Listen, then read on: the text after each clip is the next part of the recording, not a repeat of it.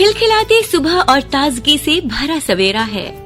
फूलों और बहारों ने आपके लिए रंग बिखेरा है।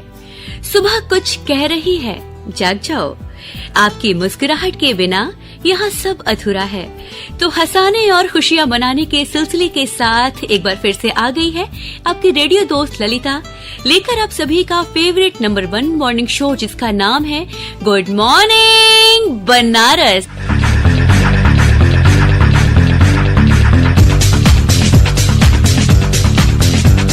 ट्यून किया है आपने आपकी वाणी आकाशवाणी। ट्यून किया है आपने आपकी वाणी आकाशवाणी। लोक पूजा के महान पर्व डाला छठ की शुरुआत नहाए खाए परंपरा से शुरू होती है। उसके बाद खरना, फिर संध्या अर्घ और चौथे दिन उगते हुए सूर्य को अर्घ के साथ आज सुबह विधि विधान के साथ संपन्न हुआ। डाला छठ का ये पर्व संतान की सुख समृद्धि, सौभाग्य और सुखी जीवन के लिए रखा जाता है। ऐसी मान्यता है कि सूर्य देव की पूजा करने से तेज, आरोग्यता और आत्मविश्वास की प्राप्ति होती है। तो आप सभी श्रोताओं को डाला छठ पूजा की हार्दिक शुभकामनाएं। सुन रहे हैं आप आपकी वाणी आकाशवाणी। बचपन से ही हमें सिखाया जाता है कि एकता बना के चलो। एकता में बहुत ताकत होती है। आज है 31 अक्टूबर। भारत के इतिहास में ये दिन बहुत महत्वपूर्ण है, क्योंकि आज ही के दिन भारत के लौह पुरुष सरदार वल्लभ भाई पटेल का जन्म हुआ था और 31 अक्टूबर को उनकी जयंती के दिन राष्ट्रीय एकता दिवस के रूप में मनाया जाता है, जिसकी शुरुआत भारत सरकार द्वारा सन 2014 में की गई थी। सरदार वल्लभ भाई पटेल को कौन नहीं जानता। देश के पहले उप प्रधानमंत्री और गृह मंत्री सरदार वल्लभ भाई पटेल भारत के लौह पुरुष के तौर पर भी जाने जाते हैं। भारत के स्वतंत्रता संग्राम में उनकी भूमिका अतुलनीय रही। देश की आजादी के बाद उन्होंने 563 रियासतों का विलय कर भारत राष्ट्र का निर्माण किया था। आपको बता दें कि देश की अखंडता और एकता के निर्माण में सरदार वल्लभ भाई पटेल के योगदान की स्मृति में स्टैच्यू ऑफ यूनिटी का निर्माण भारत के गुजरात राज्य में सरदार सरोवर बांध के सामने सरदार वल्लभ भाई पटेल की 182 मीटर ऊंची मूर्ति बनाई गई है। ये मूर्ति 25,000 मैट्रिक टन लोहे से बनी है। ऐसी महान विभूति को हमारा शत शत नमन। ट्यून किया है आपने आपकी वाणी आकाशवाणी। अब आइए बढ़ते हैं हमारे अगले सेगमेंट की तरफ। आज 31 अक्टूबर और 31 अक्टूबर को देश में क्या खास हुआ था, चलिए जानते हैं।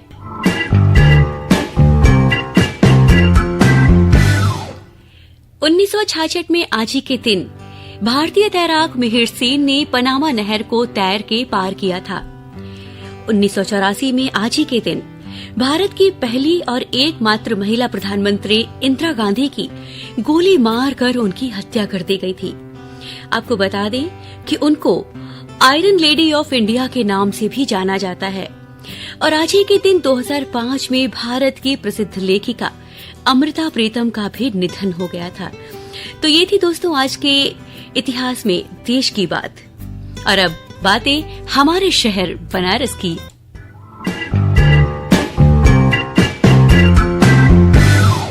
ट्यून किया है आपने आपकी वाणी आकाशवाणी।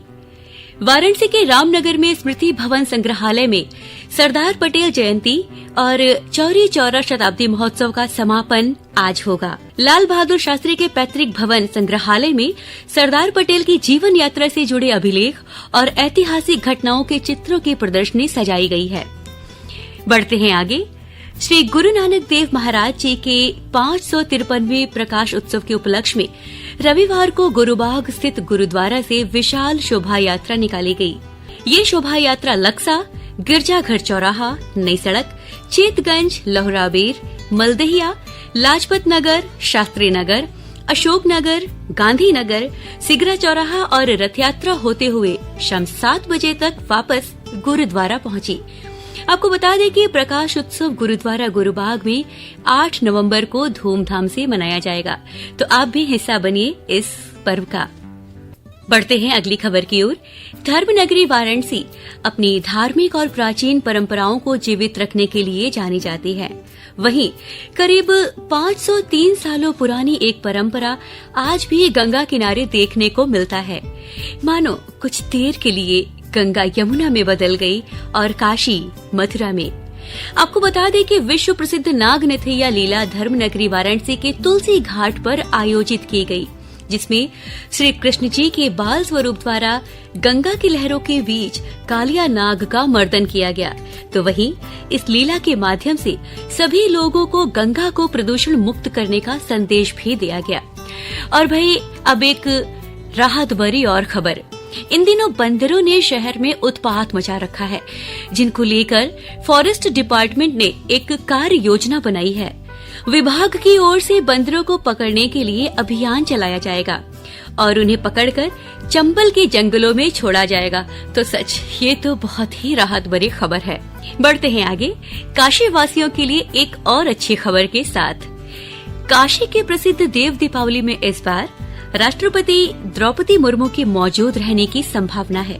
राष्ट्रपति मुर्मू गंगा घाटों के दोनों तरफ लाखों दियों की झिलमिल रोशनी, सतरंगी विद्युत लड़ियां, आतिशबाजी, तट पर खास लेजर स्लाइड और फूलों के वंदन मार्केट, रेड कारपेट पर अद्भुत गंगा आरती की छटा निहारेंगी।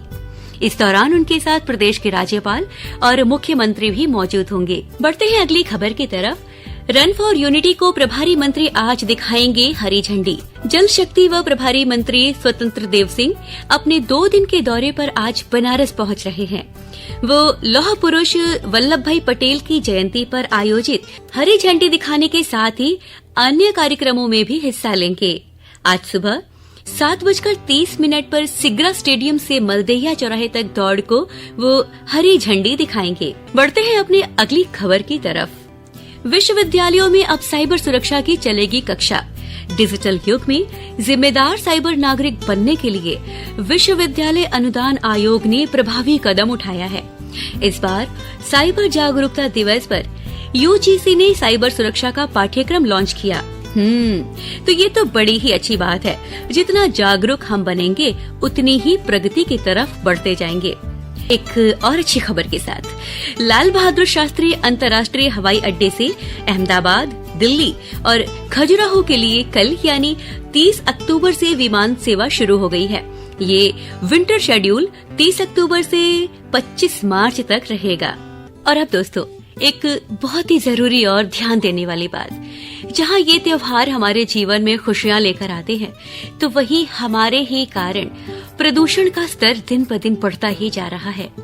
पूरा देश इस वक्त जहरीली हवा के गिरफ्त में है, जो स्वास्थ्य संबंधी कई बीमारियों को आमंत्रण दे रहा है, जिसमें सबसे भयावह समस्या एलर्जी और सांस लेने की समस्या है।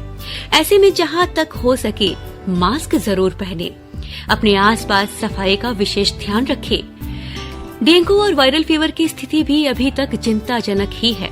ऐसे में अपने स्वास्थ्य के प्रति लापरवाही न बरतें। शहर पर ट्रैफिक का लोड भी बहुत है। ऐसे में हमारे द्वारा किया गया एक छोटा सा सहयोग कुछ हद तक प्रदूषण के दर में कमी ला सकता है। वो ऐसे जहां तक संभव हो रेड सिग्नल पर रुकने पर गाड़ी बंद कर दे और बेवजह हॉर्न न बजाएं। कोशिश करें कि ओवर स्पीड से बचे। हमारी आपसे गुजारिश कि 2 पहिया वाहन हेलमेट जरूर पहने और 4 पहिया वाहन वाले सीट बेल्ट जरूर पहने, क्योंकि हम सुरक्षित तो जग सुरक्षित। हमारे प्रोग्राम गुड मॉर्निंग बनारस को आप सभी श्रोताओं का बहुत प्यार और सराहना दिनों दिन मिल रहा है, जिससे हमारा मनोबल बढ़ता जा रहा है और हमारी ये कोशिश रहती है कि हम प्रोग्राम को और भी बेहतर बनाएं।